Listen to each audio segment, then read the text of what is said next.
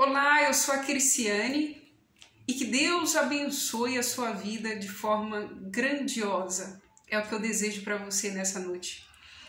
Meus queridos, hoje eu vou trazer para você aqui mais uma palavra onde fala da inveja.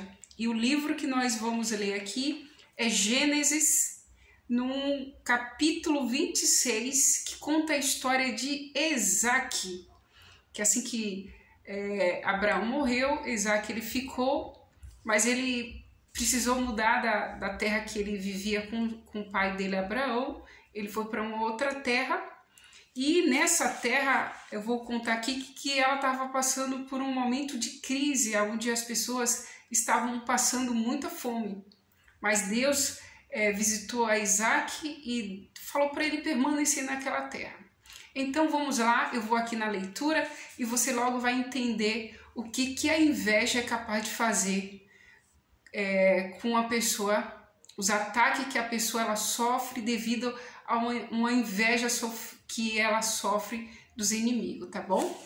Aqui está dizendo assim: Isaque vai gerar por causa da fome.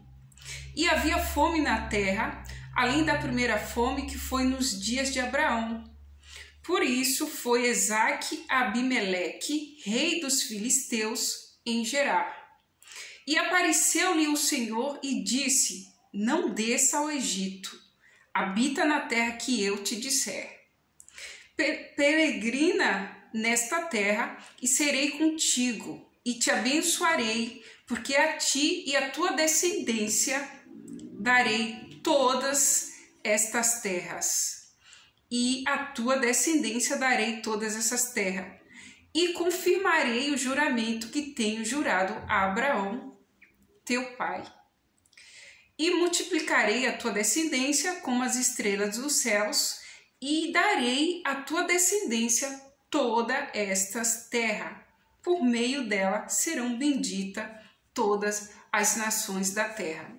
Logo aqui, passando um pouco mais, a história é longa, está dizendo assim, que nessa terra semeou Isaque naquela mesma terra e colheu naquele mesmo ano com 100 medidas, porque o Senhor o abençoava.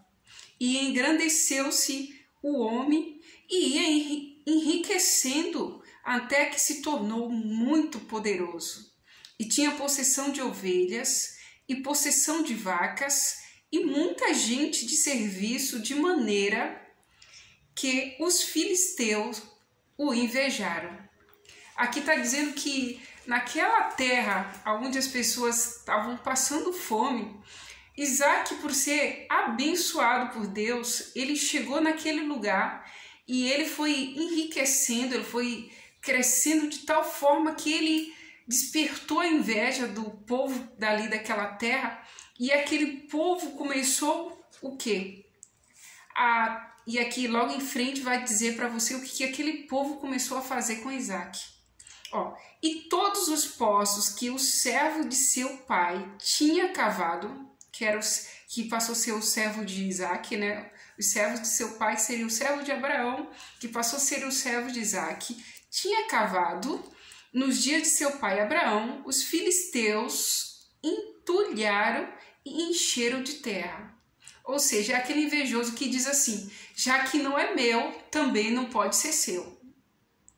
E disse também Abimeleque a Isaque: aparta-te de nós, porque muito mais poderoso te tem feito do que nós.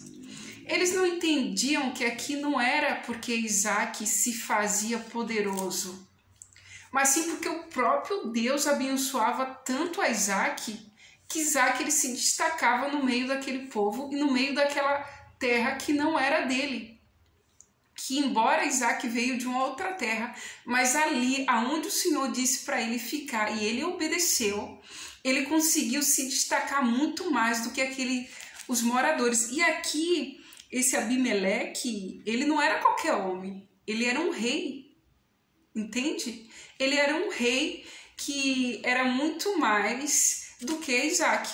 Só que é assim, quando Deus abençoa, não importa qual a condição que a pessoa está, se ela tem uma condição, um título de grandeza ou não. Se Deus abençoar, você pode ser pequeno e você chegar numa terra. Ali, se Deus te abençoa, você vai ser muito mais do que os moradores mais antigos, muito mais do que os mais conhecidos, porque tem uma palavra que eu trago comigo, que não é quem quer, que não é quem busca, mas sim quem o Senhor quer, quem o Senhor decide abençoar. E assim o Senhor fez a promessa antes aqui, que abençoaria a Abraão e que abençoaria a descendência de Abraão. E a mesma coisa Deus confirmou com Isaac, que ele continuaria abençoando a Isaac. Então Isaac chegou naquela terra, colocou os pés e tudo deu certo para Isaac. Mas quando Deus abençoa, não quer dizer que Deus automaticamente livra a pessoa, que nada vai acontecer, vamos dizer, com aquela pessoa. Não. A gente sabe que aquilo que é luz incomoda muito mais. Porque é luz e as trevas, elas se incomodam, elas se levantam, né? Dizem que prego que se destaca é aquele que leva mais martelada, não é isso que a gente já sabe? E aqui, pelo fato de Isaac ele se destacar naquela terra que não era dele, ele começou a sofrer pelas... não sofrer porque Deus era com Isaac, mas começou a ter os ataques dos invejosos. E aqui, mais na frente, no versículo 17, diz assim: então Isaac partiu dali e fez o seu acampamento no vale de Gerar, e habitou lá. E tornou Isaac a cavar os poços de água que cavaram nos dias de Abraão, seu pai. E os filisteus novamente entulharam aqueles poços que Isaac tinha aberto, mesmo ele falando assim, não, tá bom, já que vocês dizem que eu estou incomodando aqui, eu vou para ali. Isaac fez isso.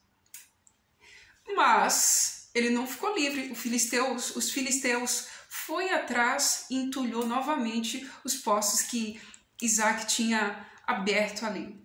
E aqui mais na frente diz, cavaram, pois, os servos de Isaac novamente naquele vale e acharam um poço de água viva.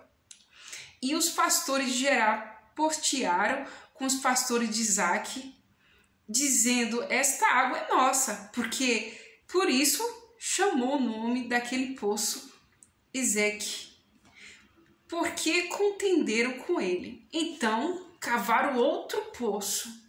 Aqui já era o quarto poço que os servos de Isaac cavavam, né? E já em outra cidade, porque antes em um outro local, melhor dizendo, e eles, vamos ver o que aconteceu logo em seguida. Então cavaram outro poço, e também porfiaram sobre ele, por isso chamou o seu nome de Sitnar. E partiu dali, cavou outro poço, o quinto poço, e porfiaram